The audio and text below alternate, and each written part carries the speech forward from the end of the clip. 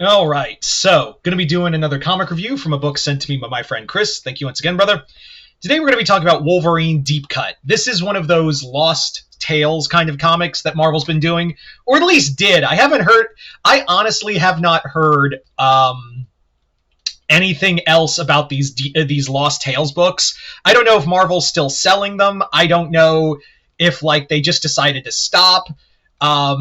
Yeah, the last one I heard about was the Kitty Pryde and Wolverine one by also Chris Claremont, who wrote this, and that's it. I haven't. Maybe they just aren't a high priority anymore. I don't know, or maybe they stopped after Peter David died.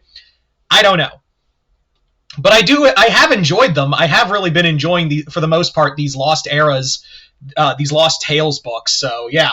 This was also written for Wolverine's 50th anniversary, and basically, this is a very niche story as well. So like I said, this is written by Chris Claremont, the X-Man himself, and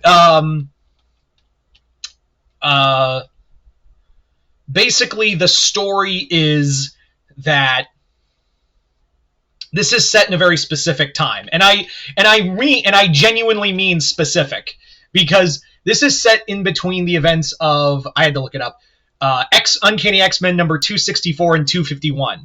Now, why that is because in X-Men number 246, Wolverine left the team and traveled deep into the Australian outback to basically find himself, and he wasn't seen again until issue 251.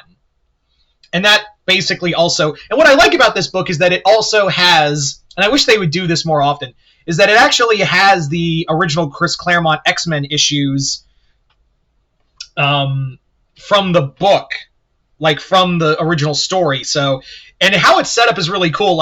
Issue 246 is right here in the beginning, so you can read it. And then it bookends with, you can read issue 251, with the classic, Logan on a cross kind of thing. I hope you all enjoyed that minor Ghost reference. So, I like that. I like how basically the comic you came to see is squished in between that. It's also important to note that they did that before with the X-Men, with the Wolverine book, where Logan, Captain America, and Black Widow had teamed up, and they had the original issue to that too. So yeah. So this talks about that lost time between 246 and 251, where Logan was in the Outback, and it's more or less also acts as a sequel to X-Men Mutant Massacre, and I'll get to that in a bit.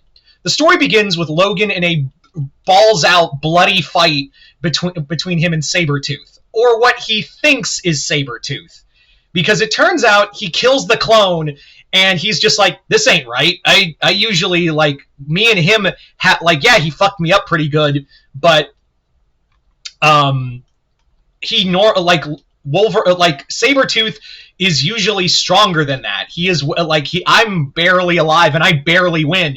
Here, it was a breeze. It was a legit, it was hardly a fight. And it turns out he smells and he's like, clone, Sinister. So Wolverine proceeds to go on the hunt for Sinister, to hunt down the Marauders and take revenge for what he did during, what Sinister and the Marauders did during Mutant Massacre. Which I feel like that kind of really, it's just a backdoor sequel to Mutant Massacre. That's it. I was kind of expecting a bit more of Wolverine in the Outback, which they barely do. They barely talk about Logan's time in the Australian Outback. I was kind of hoping for because they have it on the cover, there he is in the Outback, and I was thinking it's a lost story of him and Sabretooth having a fight in the Outback, or maybe even have Logan fighting crocodiles or someone else. So it's kind of a letdown that didn't happen. The other thing that kind of confused me, but then I remembered, oh right, this is Sinister, was that the Marauders are all alive. And I was like, that if you know your X-Men Mutant Massacre lore, then you know that some of the Marauders were killed. Blockbuster was killed by Thor in a fight. Scrambler, I think, was another one dead. They also, I know they wiped out, I think Colossus murdered Riptide. And then you see them again, you're like, whoa, wait a minute, I know for a fact. And then it took me a moment, I was like, oh, right, this is Sinister, they're clones. What's also shocking is that this comic, I'm not going to show a lot, but this comic's actually pretty violent, too.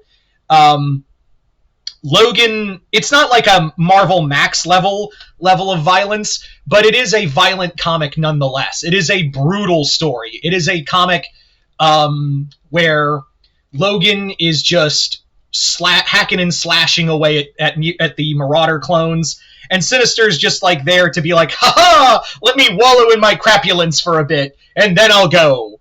That's really it.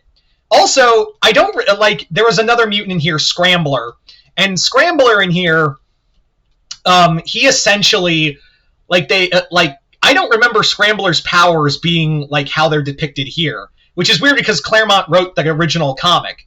What I mean by that is Scrambler just messes with your powers. He doesn't like alter your whole appearance. What he does to Logan, like he has, plays mix and he makes like Logan's body like mix and match. Which I was like, it has been a while since I read Mutant Massacre, but I do genuinely remember that Scrambler's powers don't work like that. At least I don't think they don't. Like I said, the comic is pretty violent in its own right, and the artwork by, let me look that up, the artwork by Edgar Salazar, it's pretty solid. Like, Edgar, let me see if I can find like a, nope, can't show that, oh, there we go.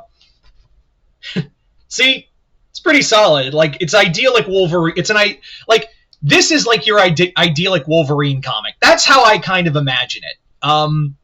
This is basically how, like, your typical Wolverine book. Wolverine fights Sabretooth and then goes and hacks and slashes around. It's just snicked bub, and that's the book.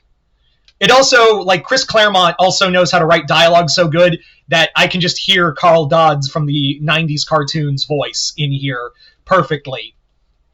So I liked it. I was kind of expecting a little more from the book, especially from Claremont, and I'm just like, I was expecting just Wolverine exploring the Australian setting, maybe encountering some mutants or something like that. But this is kind of a basic book. There's really, like, it's a 4-part comic, 6 if you count the other 2 issues, where Logan is just fighting Sinister clones and nothing gets resolved, really. I feel like they were just like, hey, Claremont, yeah? We're doing a bunch of comics for Wolverine's 50th anniversary. Okay. Can you do another one of those Lost Tales books with Wolverine? Sure. I could do a loose plot thread of him in the Outback, where I left him in the Outback for a few days and talk about what happened there. Cool. But I'm not going to have him in the Outback. Whatever. Just it will print money. Just go do it. That's what I feel like this is the whole book. It's good, but like I was kind of misled of what it was going to be about. But I still think it's all right. Anyway, so there you go, guys. That is my review of Wolverine Deep Cut. If you've read the book, let me know in the comments below what you guys thought of it. Chris, thank you once again for this comic and others. And yeah, this will not be the only Wolverine book I talk about, because Chris sent me another one, and it's a bit more ultimate, shall we say. But other than that, I'm Mr. Multiverse. I'll see you next time in the Multiverse.